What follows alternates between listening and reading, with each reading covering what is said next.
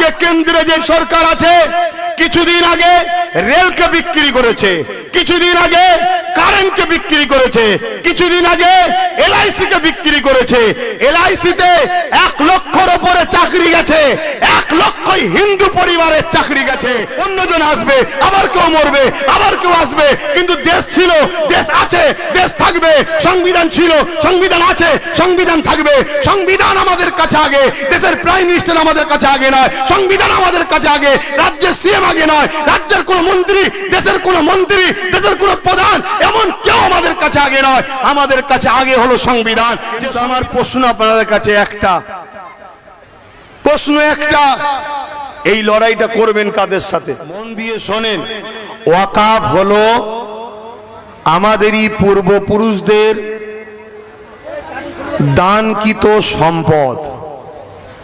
অনেক ধনী লোক ছিল যিনারা নিজেদের সম্পদকে আল্লাহর রাহে অফ করেছে, উৎসর্গ করেছে। উদ্দেশ্য কি? এই সম্পদ, এই জমি মসজিদ, মাদ্রাসা, ঈদগাহ, কবরস্থান, খানকা বা মুসলিম ছেলে মেয়েদের এডুকেশনের জন্য এই অর্থ ব্যয় হবে। বুঝে আসছে? কথা বলবেন তো? বুঝে আসছে? এর জন্য আমাদেরই পূর্বপুরুষ, আপনাদেরও পূর্বপুরুষ যারা ইসলামের অনুসারী আল্লাহর রাহে সম্পদ অফ করেছে। এ সিলসিলা ফারুকে আজমের সময় ছিল, ওসমান গনির সময় ছিল, সিদ্দিকে আকবর তিনি তিনার পুরো সম্পদকে বাইতুল মালে অফ করেছেন। এবং আমার নবীর দুনিয়াবি জিন্দেগিতে 400 কোটি টাকা তৎকালীন সময় সিদ্দিকে আকবর আমার নবীর কদমে উৎসর্গ করেছে। আমার নূর নবী তিনিও অফ করে দিয়েছে। তো এই যে সম্পদ আল্লাহর রাহে অফ করা হয়, এই অর্থ মসজিদে যাবে, মাদ্রাসার কাজে লাগবে, খানকা, ঈদগাহ, বিশেষ করে গরিব ছেলে মেয়েদের এডুকেশনের জন্য খরচ হবে। কারো ছেলে ভ্যান চালায়, দিনমজুরি করে, লেবারি করে, তার ছেলে 95% নাম্বার পেয়েছে, মেডিকেলে ভর্তি হতে চায়, ল নিয়ে পড়তে চায়, ইঞ্জিনিয়ারিং হতে চায়, সায়েন্স নিয়ে পড়তে চায়, তার পিছনে এই অর্থ ব্যয় করে তাকে শিক্ষার দিকে আগাবে, সে শিক্ষিত হবে। মৌলানা আবুল কালাম আজাদ, এপিজে আবুল কালাম যেমন ভারতের বিখ্যাত একটা সায়েন্টিস্ট এবং জিনার জন্য ভারত দাদা হয়ে আছে, অর্থাৎ পারমাণবিক শক্তির মেন মাস্টার মাইন্ড, ওই রকম আমার ভারতের লক্ষ কোটি মুসলিম ঘরে সন্তান আছে। এক একটা এপিজে আবুল কালাম হতে পারে, কিন্তু তাদেরকে এগিয়ে না দিয়ে তাদের পিছন থেকে পা ধরে টানা হয়েছে, তাই তারা আগাতে পারেনি।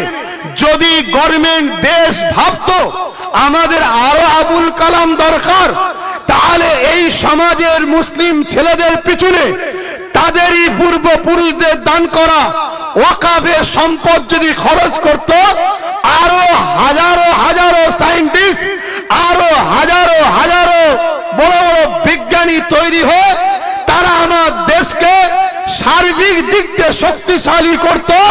তাহলে আমেরিকাকে আব্বা বলতে হতো না, আমেরিকা আমাদের জুতার তলায় থাকতো, ঠিক না বেটা?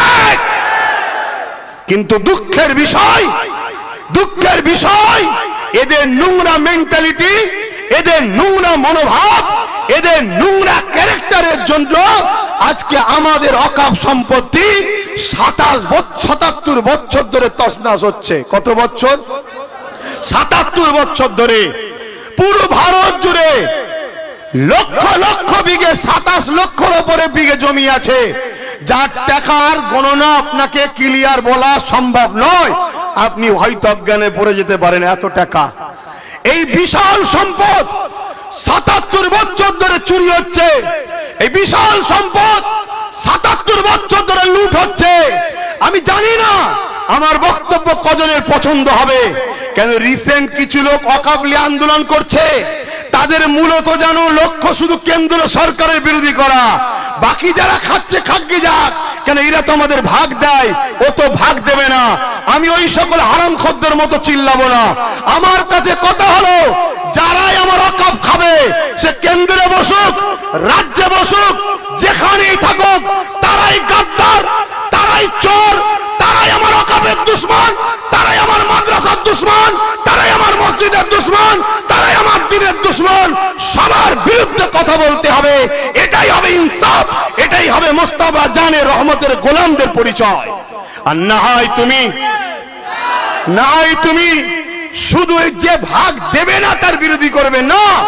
খুব মন দিয়ে শোনেন, ৭৭ বছর ধরে এই সম্পদকে ঝেড়ে খাওয়া হচ্ছে। আজকে কেন্দ্রে যে সরকার আছে, কিছুদিন আগে রেলকে বিক্রি করেছে, কিছুদিন আগে কারেন্টকে বিক্রি করেছে, কিছুদিন আগে এলআইসি কে বিক্রি করেছে। এলআইসিতে 1 লক্ষর উপরে চাকরি গেছে, 1 লক্ষই হিন্দু পরিবারের চাকরি গেছে। কেন্দ্রের সরকার শুধু মুসলমানদের দুশমন নয়, ও ভারতের দুশমন, ও হিন্দুদের দুশমন, প্রত্যেকটা ভারতীয় দুশমন। কারণ এর আগে রেল বিক্রি করে দিয়েছে। হকারদের আজকে কি অবস্থা দেখুন। হকারি করে কারা? বেশিরভাগ তো মুসলিম ভাইরা সেখানে রয়েছে। এলআইসি করে কারা? বেশিরভাগ তো মুসলিম ভাইরা রয়েছে। ট্রেনে জব করে কারা? বেশিরভাগ তো মুসলিম ভাইরা রয়েছে। তাহলে কৃষকদের বিরুদ্ধে আইন করতে গেছে। এইভাবে বার বার বার বার আমার ভারতবর্ষটাকে তছনছ করে দিচ্ছে। ভারতবর্ষ একটা গাছ, মনে রাখবেন, ভারতবর্ষ একটা গাছ। এই গাছের অনেক কটা শিকড় আছে। একটা শিকড়ের নাম মুসলিম, একটা শিকড়ের নাম হিন্দু, একটা শিকড়ের নাম আদিবাসী, একটা শিকড়ের নাম খ্রিস্টান, একটা শিকড়ের নাম দলিত, একটা শিকড়ের নাম সাঁওতাল, একটা শিকড়ের নাম মতুয়া। যে কোনো একটা শিকড় যদি কাটে, মূলত ভারতটা দুর্বল হবে, গাছ দুর্বল হবে। এরা দেশকে শেষ করতে চাইছে। কখনো মুসলিম হিন্দু বিভাজন, কখনো কৃষকদের বিরুদ্ধে, কখনো মুসলমানদের বিরুদ্ধে। আজকে কেন্দ্র সরকার ওয়াকফ বিলের নামে একটা বিল তৈরি করতে চাইছে সংশোধনের নামে। সেখানে কি বলছে? আমরা মুসলমানদের ভালো চাই। আরে শুধু মুসলমানদের ভালো করবি কেন? দেশের মাথায় বসে আছিস, হিন্দু ভাইরা কি অপরাধ করেছে? দেবত্ব সম্পত্তি সংশোধন করবি না কেন? শিক্ষারি বলে কি বলে, আদিবাসীদের জল জঙ্গলের সম্পত্তি সংশোধন করবি না কেন? সবারটা কর না। মুসলমানদের ঘরে বোকা বানাতে চাইছে। কি চাইছে? ৭৭ বছর ধরে আমাদের সম্পদের টাকা সবাই মিলে লুটে পুটে খেয়েছে। এরা চাইছে পুরো বিল করে ওয়াকফের টোটাল জায়গাকে আমরা নিজেরা আত্মসাৎ করে নেব, আমরা নেব। এখন প্রশ্ন হতে পারে, ৭৭ বছর ধরে তো সবাই খায়, এর বিল করার শখ গেল কেন? হঠাৎ বিল করতে কেন চাইছে? এর কারণটা একটু মন দিয়ে শোনো। গুজরাটে একটা মসজিদ আছে ১৩০০ বছর বয়স, কেরলে একটা মসজিদ আছে ১৪০০ বছর বয়স।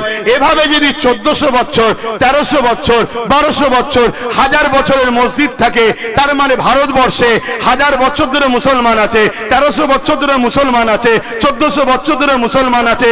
তার প্রমাণ কি? ওই যে গুজরাটের মসজিদ। তার প্রমাণ কি? ওই যে কেরলের মসজিদ। তার মানে ১৩০০ বছর ধরে আজান হচ্ছে, ১৪০০ বছর ধরে আজান হচ্ছে, ১২০০ বছর ধরে আজান হচ্ছে। তার মানে নামাজ হচ্ছে, তার মানে কবরস্থান আছে, মাদ্রাসা আছে।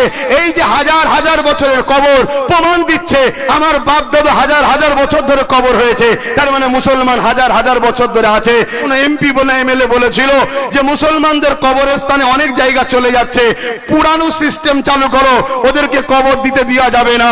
আগামী দিন যদি এই ওয়াকফ বিল করে লাই, তোমাকে পুরানো হবে, তোমার দাদাকে পুরানো হবে, তোমার মাকে পুরানো হবে, তোমার নানাকে পুরানো হবে। তুমি যদি মনে করো এই পুরানো সিস্টেম চালো, তাহলে ওয়াকফ বিল করতে দাও, হাতে হাত দিয়ে বসে থাকো। যদি বলো না, নিজের অধিকার নিবার জন্য তোমাকে আগিয়ে যেতে হবে, এটা তোমার ইনসানিয়াত, এটা তোমার ইনসাফ, এবং তোমার দেশ তোমাকে রাইট দিয়েছে। এই অধিকার তুমি লিবার জন্য যা খুশি করতে পারো, তোমাকে তোমার দেশ রাইট দিয়েছে, তোমার সংবিধান তোমার পাশে আছে। কেউ প্রধানমন্ত্রী আজকে, কত প্রধানমন্ত্রী মরে গেছে, এ কাল মরে যাবে, অন্যজন আসবে, আবার কেউ মরবে, আবার কেউ আসবে। কিন্তু দেশ ছিল, দেশ আছে, দেশ থাকবে। সংবিধান ছিল, সংবিধান আছে, সংবিধান থাকবে। সংবিধান আমাদের কাছে আগে, দেশের প্রাইম মিনিস্টার আমাদের কাছে আগে নয়, সংবিধান আমাদের কাছে আগে, রাজ্যের সিএম আগে নয়, রাজ্যের কোন মন্ত্রী, দেশের কোন মন্ত্রী, দেশের কোন প্রধান, এমন কেউ আমাদের আমাদের কাছে আগে নয়, আমাদের কাছে আগে হলো সংবিধান। যে সংবিধানের ভেতরে থাকবে সে হলো ভারতীয়, তার জন্য জিন্দাবাদ বলবো।